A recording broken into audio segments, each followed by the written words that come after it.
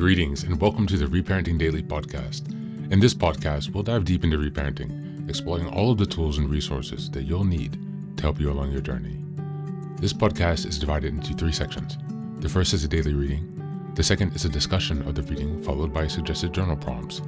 And the last section is a peaceful meditation for closing.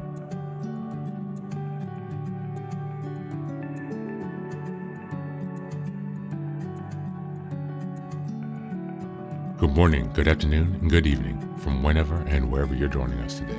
I'm so glad that you're here as we continue on this journey of self-expansion and growth. If this is your first time, welcome. Before we dive in, a quick reminder. Like, share, and subscribe to this podcast on Apple Podcasts, Spotify, and YouTube. Your support here helps spread the word and grow this community of self-reparenting. Now for a few updates. First, I'm excited to introduce our Patreon community, where for a small monthly fee, you can join us for 3 weekly reparenting support meetings.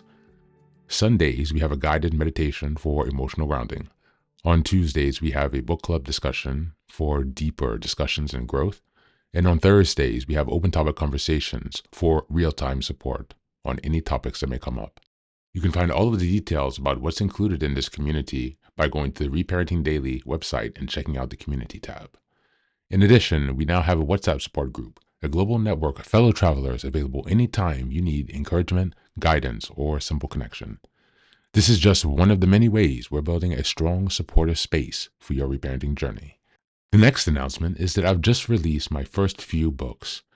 The first is the Reparenting Daily Journal, a structured 365-day guide to help you work through reparenting day by day. Starting in 2025, each month focuses on a key theme with weekly sub-themes. The Reparenting Daily podcast episodes align with the journal, making it an interactive and immersive experience to help you stay focused and ensure real progress this year. Now for the next announcement, I'm thrilled to introduce Fairy Tales for Reparenting Daily, a collection of 3 books inspired by Jungian analysis, mythology, philosophy, psychology, and most importantly, the work of Marie-Louise von Franz. These short, simple stories are designed to help you reconnect with your inner child and experience healing through storytelling. What makes these books unique? Well, at the end of each story, there's a deep dive analysis exploring its themes, explored by journal prompts to help you reflect on how these lessons relate to your personal journey. All of these books are now available on Amazon, so go ahead and take a look and support this project. Reparenting is a journey of growth, iterative change, and continuous improvement. Much like nurturing the bonsai tree, it requires patience, care, consistency, and attention. Thanks for being here and supporting this work, and for committing on your journey of self-expansion. Now, without further ado, let's dive into today's practice. Today's reading is again from Tony Fauque's blog. We're continuing with the article, The Ultimate Act of Self-Love, How to Embrace Discipline to Achieve Your Goals. Just as a reminder, we're in April, and the theme for this month is developing structure and discipline. We're in week 1, which is April 1st until the 7th. And the theme for this week is the importance of structure. As always, I will read a portion of the article, and you can find the link to read the full article in the show notes. How to embrace discipline in your life. It was character that got us out of bed, commitment that moved us into action, and discipline that enabled us to follow through. Zig Ziglar. So, how can we embrace discipline to achieve our goals? To start, we must know why the goal is of great importance to us. By creating a deeper purpose for our goal, we infuse it with the right emotions to help us achieve the goal and commit to the habits to get there. Hence, why it is important to set clear goals and to create a routine that helps us achieve them. This doesn't mean we will always hit the mark because life gets in the way and unforeseen circumstances may derail our progress. But if our goals are important to us, we must push past the obstacles and continue to work towards our goal. Often, we may experience setbacks, such as procrastination and self-doubt. This is a common feeling, and even the most acclaimed athletes have experienced this.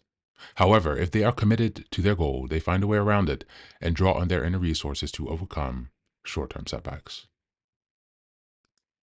Is this idea resonating with you so far? Are you beginning to understand why the best form of self-care is to be disciplined and dedicated to your goals? Because if they are important to you, you will reach them. Achieving your goals and mastering your own destiny means that you can live and have the life you have always dreamed of. But we can only accomplish this by establishing the foundations and support systems to make that success possible. Self-love comes from being disciplined to show up and stay committed to your goals, mainly when you don't feel motivated. It requires showing up with discipline, passion, dedication, and retaining or remaining purposeful about your goals. There may be times when you feel uninspired or doubtful about your goals, and this requires self-inquiry to understand why these feelings are surfacing. It is not an excuse to abandon your goals for fear of failure. So, could you do it? Are you willing to develop a stronger sense of self-love and commit to your goals with passion and enthusiasm? If not, what's standing in your way? Thank you, and that's the reading for today.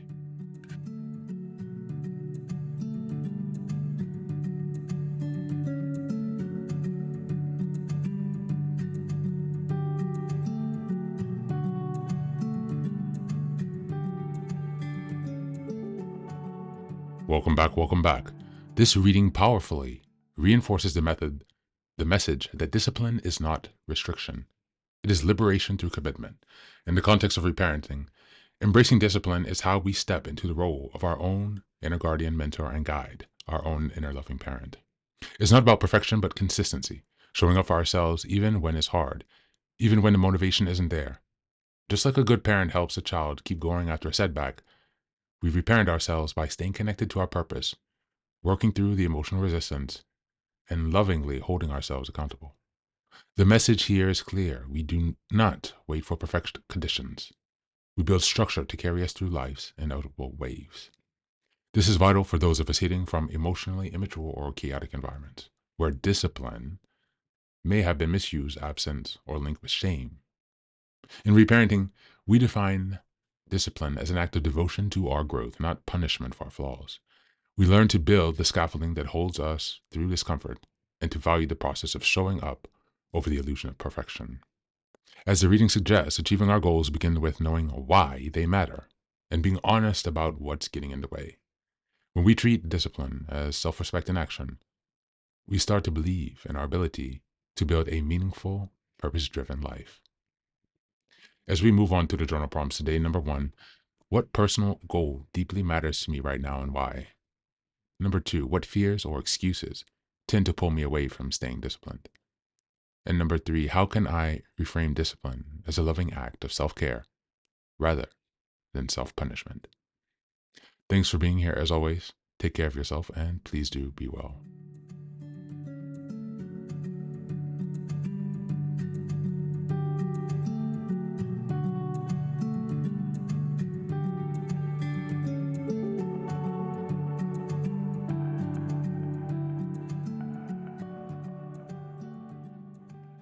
Welcome back, welcome back. Now, this is the third and final section of the daily podcast. This is your silent meditation.